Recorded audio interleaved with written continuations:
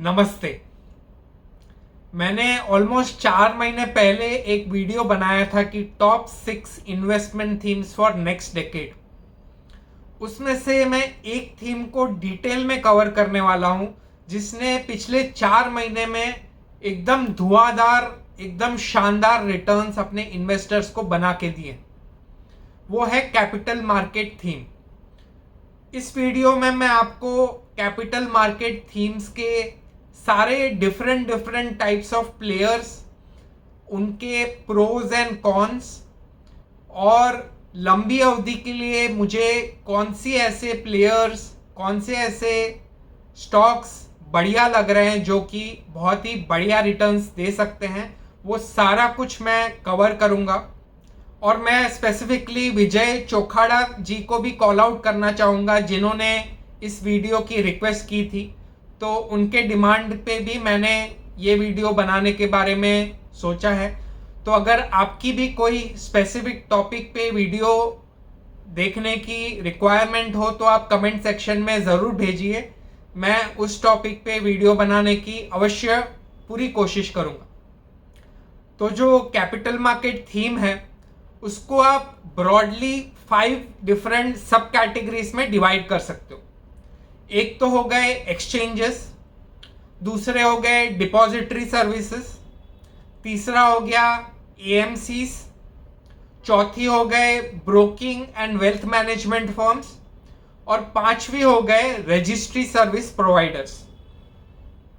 तो आइए देखते हैं कि ये सारे पांचों सब कैटेगरी में कौन से ऐसे नेम्स हैं जिनके बारे में आपको जानना अवश्य चाहिए। तो अगर मैं एक्सचेंजेस की बात करूं तो एक्सचेंजेस में स्टॉक या इक्विटी रिलेटेड एक्सचेंजेस हैं। उसमें बॉम्बे स्टॉक एक्सचेंज है और नेशनल स्टॉक एक्सचेंज है, बीएसई और एनएसई। उसके अलावा कमोडिटीज के लिए एमसीएक्स है, और इलेक्ट्रिसिटी रिलेटेड कॉन्ट्रैक्ट्स को ट्रेड करने के लिए आईएक्स है। तो ये मेजर एक्सचेंज कंपनीज हैं। इनमें से एनएससी अभी तक लिस्टेड नहीं है, उसके आईपीओ आने के चांसेस हैं। इसके अलावा बाकी 3 कंपनियां स्टॉक मार्केट पे लिस्टेड हैं, और स्पेशली बीएसई और एमसीएक्स ने तो बहुत ही शानदार मल्टी बैगर रिटर्न्स दिए हैं अपने इन्वेस्टर्स को। तो जब भी हमको ट्रेड लेना हो तो हमको इनमें से किसी ना किसी एक्सचेंज के थ्रू ही ट्रेड लेना पड़ेगा। अगर हमको इक्विटीज में ट्रेड लेना हो तो या तो हम बीएसई या एनएसई, इन दोनों में से एक एक्सचेंज पे ही हमें ट्रेड करना पड़ेगा।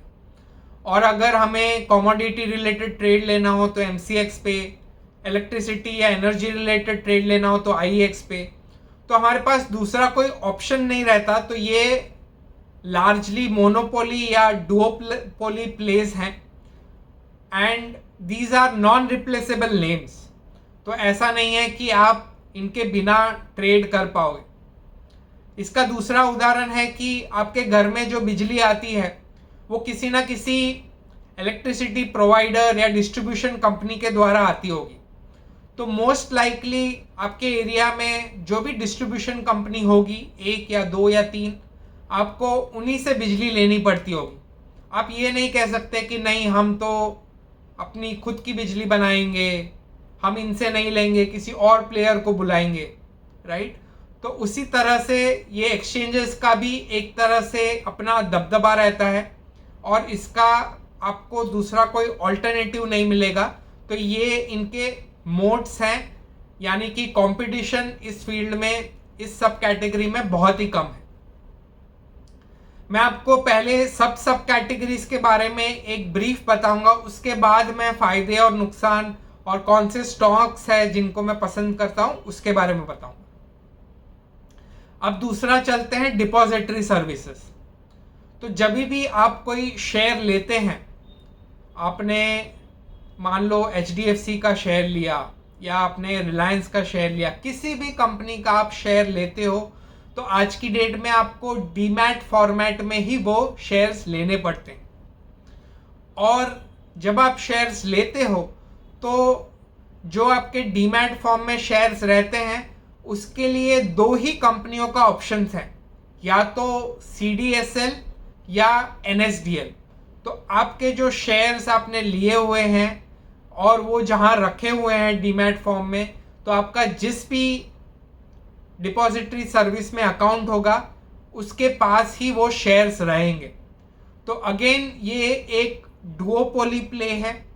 इसमें आपके पास दूसरे कोई ऑप्शंस नहीं है कि नहीं नहीं मैं शेयर लूंगा लेकिन मैं अपनी मर्जी से कहीं और रखूंगा। नहीं, जो भी रेगुलेटरी रिक्वायरमेंट्स है उसके बेसिस पे आपको या तो आपका अकाउंट CDSL में होगा या NSDL में होगा, और आपके शेयर इन दोनों में से एक में ही जहां आपका अकाउंट है वहीं रखा रहेगा।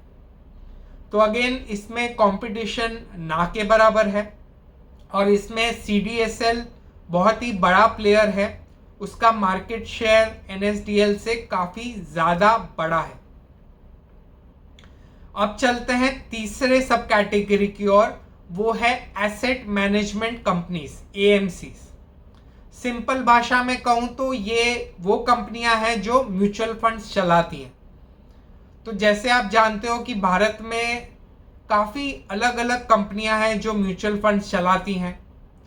उनमें से 4 प्लेयर्स ऐसे हैं जो लिस्टेड हैं, इनफैक्ट 5 प्लेयर्स ऐसे हैं जो लिस्टेड हैं, और काफी सारे ऐसी कंपनीज हैं जो म्यूचुअल फंड चलाती हैं लेकिन वो अभी तक अलग से लिस्टेड नहीं है। तो जो लिस्टेड नेम्स हैं उनमें से कौन कौन सी हैं? HDFC AMC, ये भारत में जितनी भी AMC कंपनीज हैं चाहे लिस्टेड हो अनलिस्टेड हो उनमें से सबसे बड़ी कंपनी है। उसके अलावा निप्पॉन AMC, ये पहले रिलायंस कैपिटल या रिलायंस म्यूचुअल फंड के नाम से जानी जाती थी, अब उसको निप्पॉन ने टेक ओवर कर लिया तो इसको निप्पॉन इंडिया AMC के नाम से जाना जाता है। इसके अलावा UTI AMC और आदित्य बिरला AMC, ये 4 लिस्टेड AMCs हैं जो प्योर प्ले AMCs हैं। इसके अलावा मोतीलाल ओसवाल के भी म्यूचुअल फंड्स चलते हैं, लेकिन जो मोतीलाल ओसवाल फाइनेंशियल सर्विसेज का स्टॉक है उसमें AMC के अलावा भी दूसरी सारी उनके बिजनेसेस क्लब्ड है। उनके वेल्थ मैनेजमेंट बिजनेस, उनके ट्रेडिंग बिजनेस, ब्रोकिंग बिजनेस, वो सब कुछ क्लब्ड होके वो एक सिंगल कंपनी। तो ये 5 ऐसी कंपनियां हैं जिनकी AMCs लिस्टेड हैं। इसके अलावा काफ़ी और बड़ी बड़ी AMCs भी हैं जिनके अलग से स्टॉक्स लिस्टेड नहीं हैं, जैसे कि ICICI prudential AMC, SBI AMC, Kotak AMC, DSP AMC, ऐसी बहुत सारी और भी म्यूचुअल फंड्स हैं। तो जैसे कि आपने देखा कि इसमें कंपटीशन तो काफ़ी रहता है, लेकिन ये एक ऐसा सब कैटेगरी है जहां पर ग्रोथ के भी ऑप्शंस काफ़ी हैं, क्योंकि जो सबसे बड़ा AMC है उसका खुद का मार्केट शेयर अराउंड 13% के आसपास है, कंसोलिडेटेड इक्विटी और डेब्ट और हाइब्रिड वगैरह सब मिला के। तो ग्रोथ के लिए काफ़ी संभावना है AMCs। इसके अलावा जो 4th सब कैटेगरी है वो है ब्रोकिंग और वेल्थ मैनेजमेंट बिजनेस। वैसे तो ये अलग है, लेकिन मेजॉरिटी जो ब्रोकिंग प्रोवाइड करती हैं वो वेल्थ मैनेजमेंट भी प्रोवाइड करती है। हार्डली आपको ऐसी कोई प्योर वेल्थ मैनेजमेंट प्ले मिलेंगी जो ब्रोकिंग सर्विसेज नहीं प्रोवाइड करती, तो इसलिए मैंने इसको क्लब करके बताया। इसमें काफ़ी सारे नाम्स हैं, जैसे कि Motilal Oswal, Angel One, IIFL capital, 361, JM financial, Anand Rathi, Edelweiss, Nuvama Wealth, और इसके अलावा बहुत सारे ऐसे भी प्लेयर्स हैं जो अभी तक लिस्टेड नहीं है, जैसे कि जीरोधा, जैसे कि ग्रो, ऐसे बहुत सारे नाम हैं। तो जैसे आप जान चुके हो इस सब कैटेगरी में कंपटीशन काफ़ी हाई है, बहुत सारे प्लेयर्स हैं जो ये सर्विसेज प्रोवाइड करते हैं। तो इसमें जो भी कंपनी है उसको अपने आप को कंटिन्यूसली डिफरेंशिएटेड रखना ये बहुत ही ज़्यादा ज़रूरी है, ताकि वो कंपनियां रिलेवेंट रह सके और ग्रो कंटिन्यूसली कर सके। अब चलते हैं लास्ट सब कैटेगरी की ओर, और वो है रजिस्ट्री सर्विसेज।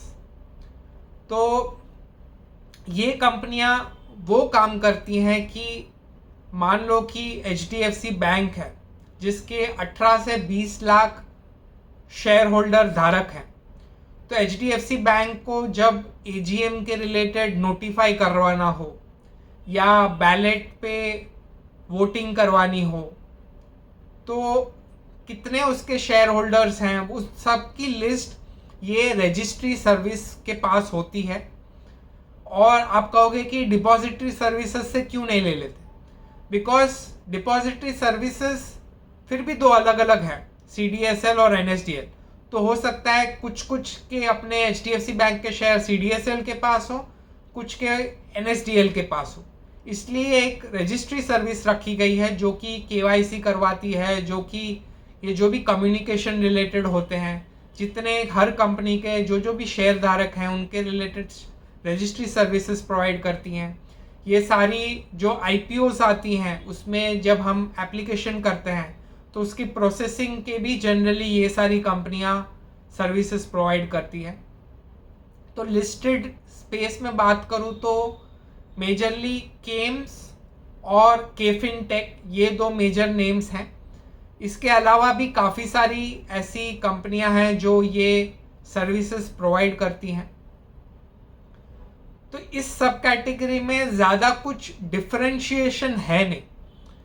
जो कंपनी सबसे चीपेस्ट, सबसे एफिशिएंट, रिलायबल सर्विस प्रोवाइड करे, जनरली कंपनियां उनके साथ ही टाई अप करना प्रेफर करेंगी।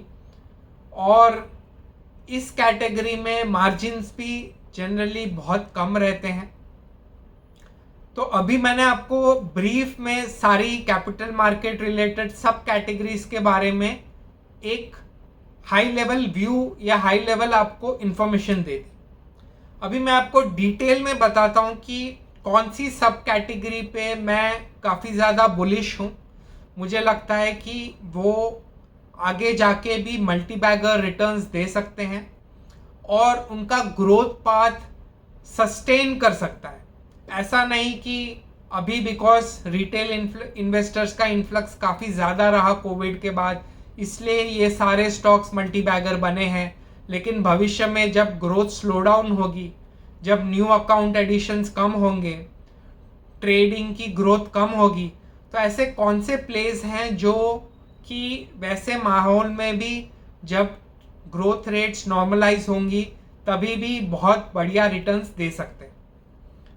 तो सबसे पहले तो मैं स्टॉक एक्सचेंजेस और डिपॉजिटरी सर्विसेज के बारे में बताऊं तो जैसे मैंने कहा कि ये बहुत ही मोनोपोली डुओपोली प्ले है, आपके पास दूसरे ऑप्शंस अवेलेबल नहीं है।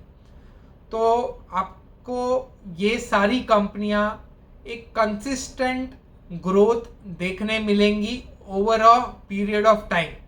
बिकॉज जैसे जैसे भारत की GDP बढ़ेगी, इसकी साइज बढ़ेगी, ज़्यादा से ज़्यादा कंपनियां स्टॉक एक्सचेंजेस पे लिस्ट होंगी, तो वैसे वैसे ये सारी जो एक्सचेंज रिलेटेड और डिपॉजिटरी रिलेटेड सर्विसेज हैं उनका ग्रोथ भी कंसिस्टेंटली होते रहेगा over a period of time. और जैसे कि आप जानते हो कि चाहे आपका सौदा फायदे वाला हुआ या नुकसान वाला हुआ, आपको एक्सचेंज को तो अपनी फीस देनी ही है और आपको डिपॉजिटरी सर्विस को भी अपनी फीस देनी ही है। तो ये कुछ ऐसे प्लेस हैं जो कि कंसिस्टेंटली कंपाउंड होते रहेंगे over a period of time. लेकिन मेरा बहुत ही एक मानना है कि ये जो कंपाउंडिंग होगी वो स्लो होगी। मतलब मेरा मानना है कि अभी जब ये हाई ग्रोथ फेज में है तो हो सकता है हर 3-4 साल में इनके रेवेन्यू डबल होते जाए, लेकिन कुछ टाइम के बाद जब ये हाई ग्रोथ फेज से मैच्योर फेज में आएंगे तो इनका ग्रोथ हर 6-7 साल में इनका रेवेन्यू डबल हो सकता है। तो अगले 10 साल 15 साल के लिए बहुत ही अच्छे प्लेस है। क्या आज के प्राइजेस में ये खरीदने लायक हैं? मेरा मानना है नहीं। आज के डेट में जिस पी रेशियो पे ये अवेलेबल है वो बहुत ही ज़्यादा इन्फ्लेटेड है। तो इन प्लेस को खरीदने का सबसे बेस्ट टाइम तब होगा जब कोई बड़ा रिसेशन आ जाए, जब कोई बड़ा मार्केट करेक्शन आ जाए, बिकॉज ये सारी हाई बीटा प्लेज हैं। यानी कि जब बाजार अच्छा कर रहा हो, अच्छे रिटर्न्स दे रहे हो, तो इनकी आय और मुनाफा भी तेजी से बढ़ेंगे। लेकिन जब बाजार में खराब टाइम आएगा, एक स्टीप करेक्शन आएगा, तो ये जो स्टॉक्स हैं वो भी ज़्यादा तेज़ी से गिरेंगे। मान लो मार्केट निफ्टी 10% गिरा, तो चांसेस है कि ये जो स्टॉक्स है वो 15%, 20% गिरे, ज़्यादा गिरे, हाई बीटा गिरे, बिकॉज इनके जो रेवेन्यू और प्रॉफिटेबिलिटी पे इम्पैक्ट होगा वो भी मल्टीफोल्ड होगा। तो जब ऐसा कोई करेक्शन आए तो इन स्टॉक्स को खरीदने का बेस्ट टाइम होगा। मेरे हिसाब से CDSL काफ़ी बढ़िया कंपनी है, मार्केट लीडर है, और आज के डेट में बिकॉज NSE लिस्टेड नहीं है तो मैं BSE को भी पसंद करूँगा। तो ये दोनों नाम्स पे आपकी अच्छी नज़र रह सकती है। जब भी बड़ा करेक्शन आए, एक स्टीप करेक्शन आए, तो आप इनको ऐड करने के बारे में सोच सकते हो, क्योंकि ये अगले 10 साल 20 साल तक बहुत ही अच्छे रिटर्न्स दे सकते हैं, मल्टी बैगर रिटर्न्स दे सकते हैं। अब चलते हैं AMC सब कैटेगरी के ऊपर। तो मैंने जो 5 सब कैटेगरी बताई हैं उसमें से मैं सबसे ज़्यादा बुलिश AMC सब कैटेगरी पे हूँ। उसका एक मेजर कारण है कि इसके जो इन्वेस्टर्स हैं, म्यूचुअल फंड में ज़्यादातर रिटेल छोटे छोटे इन्वेस्टर्स हैं, कुछ कुछ बड़े HNI इन्वेस्टर्स भी होंगे, इंस्टीट्यूशनल इन्वेस्टर्स भी होंगे, लेकिन ज़्यादातर छोटे रिटेल इन्वेस्टर्स। तो ये जो इन्वेस्टर्स होते हैं वो लंबी अवधि के लिए टिके रहते हैं, वो जल्दी से निकलते नहीं हैं। और आज की डेट में भी भारत में जो म्यूचुअल फंड का पेनिट्रेशन है वो रिलेटिवली डेवलप्ड मार्केट्स के हिसाब से काफ़ी कम है। तो भविष्य में भी इसमें जो कस्टमर बेस है वो और भी बढ़ने के हाई चांसेस हैं। दूसरी चीज़, इनकी जो रेगुलेटरी बॉडी है एम्फी, वो भी काफ़ी अच्छे से मार्केट कर रही है म्यूचुअल फंड्स के ऊपर। तो जो इंडस्ट्री को पूरा एक टेलविंड मिल रहा है, जो म्यूचुअल फंड चला रही हैं AMC कंपनीज को जो टेलविंड मिल रहा है वो भी बहुत ही शानदार है।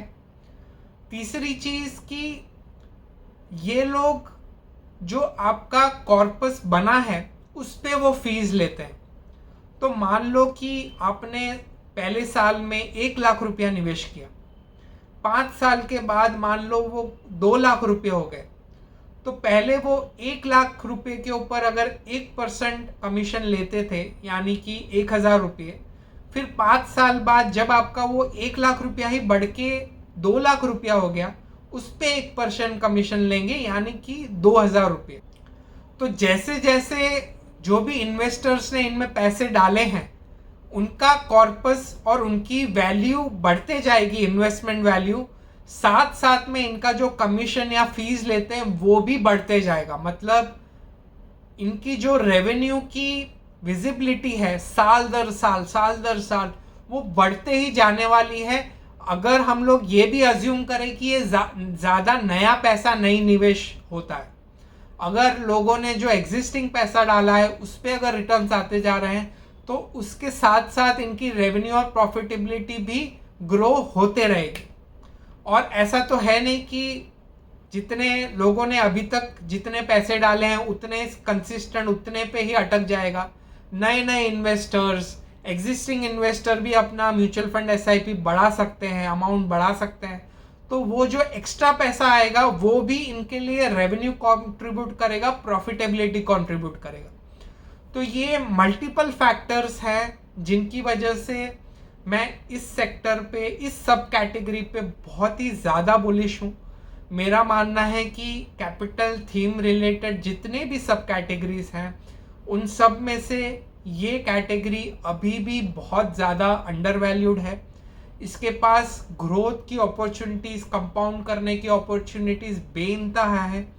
और मेरा इन सब जो स्टॉक्स हैं उनमें से सबसे बड़ा पिक है HDFC AMC, जो कि अभी ऑलमोस्ट 52 वीक हाई की तरफ है।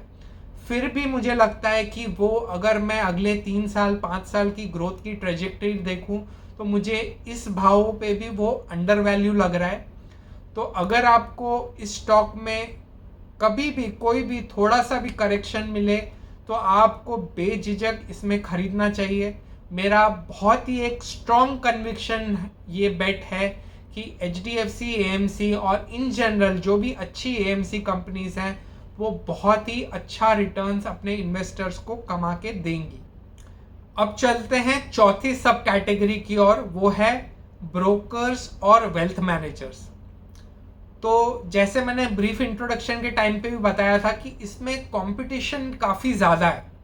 कोई भी अगर कम कैपिटल के साथ भी broking business, wealth management business start कर सकता है।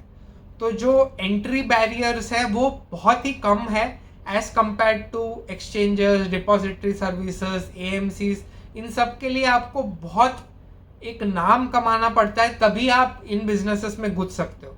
लेकिन जो ब्रोकिंग और वेल्थ मैनेजमेंट बिजनेस है उसमें एंट्री बैरियर्स बहुत ही कम है, तो कंपटीशन हमेशा हाई रहेगा। लेकिन अगेन इसमें भी आज के डेट में जितनी भारत की पॉपुलेशन है उसके हिसाब से वेल्थ मैनेजमेंट में अभी भी बहुत बड़ा स्कोप है। लेकिन मैं इसको जो AMC बिजनेस मेरा नंबर 1 चॉइस रहेगी और डिपॉजिटरी और exchange business joint number 2 choice रहेगी, और ये वाला मेरे लिए चॉइस नंबर 3 रहेगी, प्रायोरिटी नंबर 3 रहेगी। और इसमें मैं एक कंसोलिडेटेड प्लेयर को ज़्यादा प्रिफर करूँगा जो कि है Motilal Oswal financial services, because वो एक सेम कंपनी के अंदर आपको उनका ब्रोकिंग बिजनेस भी मिल जाता है, आपका वेल्थ मैनेजमेंट बिजनेस भी मिल जाता है, आपका AMC बिजनेस भी मिल जाता है, और उन्होंने होम फाइनेंस बिजनेस भी स्टार्ट किया है जिसको मैं बहुत ज़्यादा वैल्यू नहीं करता हूँ, लेकिन पहले जो 3 बिजनेसेस हैं वो आपको मिल जाती हैं। तो एक कंसोलिडेटेड एक पेरेंट बिजनेस आपको मिल सकता है मोतीलाल ओसवाल फाइनेंशियल सर्विसेज के नाम पे। अगेन इस रेट पे खरीदना जायज़ है क्या? मुझे नहीं लगता कि इस रेट पे मोतीलाल ओसवाल को खरीदना चाहिए। मुझे लगता है कि स्टॉक काफ़ी ज़्यादा भाग चुका है। अभी 3 महीने पहले की ही बात है जबकि डोनाल्ड ट्रंप ने टैरिफ्स अनाउंस किए थे, तभी ये स्टॉक 500 रुपये के आसपास, 500 सवा 500 के आसपास आ गया था मोतीलाल ओसवाल, और अभी बढ़ के ऑलमोस्ट 900 रुपये के आसपास हो चुका है। तो काफ़ी ज़्यादा भाग चुका है। मुझे नहीं लगता कि अभी के लेवल्स पे इतना वैल्यू बचा है। तो अगेन करेक्शंस का वेट करिए। ये कैपिटल मार्केट थीम्स का ऐसा है कि जब भी मार्केट में एक अच्छा करेक्शन आएगा या कभी कोई रिसेप्शन आएगा तो ये स्टॉक्स धड़ाम से गिरेंगे। एकदम हाई बीटा स्टॉक्स है, वैल्यू आधी भी हो सकती है। तो आपको इन बिजनेसेस के लिए जो रिस्क है वो भी काफ़ी ज़्यादा है, तो वो चीज़ भी अकाउंट इन करनी पड़ेगी कि जब आपको मार्जिन ऑफ सेफ्टी काफ़ी ज़्यादा मिले तभी ही इन नेम्स को खरीदें। आप इनको अगर लंबी अवधि के लिए निवेश करना चाह रहे हो तो बिना मतलब का चेज ना करें, क्योंकि अगर कोई करेक्शन आएगी तो ये स्टॉक के प्राइस बहुत तेज़ी से नीचे भी गिर सकते हैं। लेकिन AMC business again I retreat कि अभी भी मुझे काफ़ी अंडर वैल्यू लगता है। तो AMC बिजनेस और स्पेशली HDFC AMC के बारे में आप अवश्य देख सकते हैं। अब चलते हैं आखिरी बिजनेस की ओर, वो है रजिस्ट्री सर्विस बिजनेस। इस पे मैं एकदम लीस्ट बुलिश हूँ। मेरे हिसाब से मैं तो इसे अवॉइड ही करूँगा, क्योंकि इनका जो बिजनेस मॉडल है, इनके जो बिजनेसेस हैं वो बहुत ही इजीली रिप्लेसेबल है। तो इनके पास मेरे हिसाब से कोई ऐसा स्ट्रॉन्ग मोट नहीं है जिसके बेसिस पे वो अपने आप को डिफरेंशिएट कर सके। तो इसमें हमेशा वही होगा कि जो सबसे सस्ती सर्विस प्रोवाइड करेगा उसी के पास कंपनी अपना रजिस्ट्री सर्विस रखेंगी। तो कभी भी प्राइसिंग पावर या कुछ बहुत ही अच्छे मार्जिन जनरेट करने की अपॉर्चुनिटी इन कंपनीज के पास कभी नहीं रहेगी। कोई कंपनी अगर अच्छे मार्जिन जनरेट करने भी लगेगा तो भी उन पे प्रेशर आएगा कि नहीं, आप हमें कम रेट पे रजिस्ट्री सर्विस दो या हम लोग दूसरे पे स्विच कर लेंगे। और टेक्नोलॉजी रिलेटेड भी इतने ज़्यादा इनोवेशंस हो रहे हैं, इतने ज़्यादा इवोल्यूशंस हो रहे हैं, तो इन सारे प्लेस को रेलेवेंट रहने के लिए भी बहुत मशक्क़त करनी पड़ेगी। तो इस सब कैटेगरी को एटलीस्ट मेरे पर्सपेक्टिव से मैं बिल्कुल अवॉइड करने की सलाह दूंगा, क्योंकि आपके पास इतने बेटर अच्छे अपॉर्चुनिटीज़ हैं, तो फिर आप ऐसे हाई रिस्क अपॉर्चुनिटी में क्यों अपना पैसा निवेश करना चाहोगे। तो ये रहा एक बहुत ही detailed view capital market related theme पे, और इसमें जितनी भी सब कैटेगरीज हैं उस पे। आप कमेंट सेक्शन में अवश्य बताएं कि आपको ये वीडियो कैसा लगा। अगर आपकी कोई क्वेरीज हैं, कोई सजेशंस हैं, तो डेफिनेटली कमेंट सेक्शन में लिखिए। तो चलिए, अपना और अपने फैमिली मेम्बर्स का ख्याल रखें। अगर आपको ये वीडियो अच्छा लगा हो तो वीडियो को लाइक करें, चैनल को सब्सक्राइब करें और अपने दोस्तों और फैमिली के साथ शेयर करें। जय हिंद।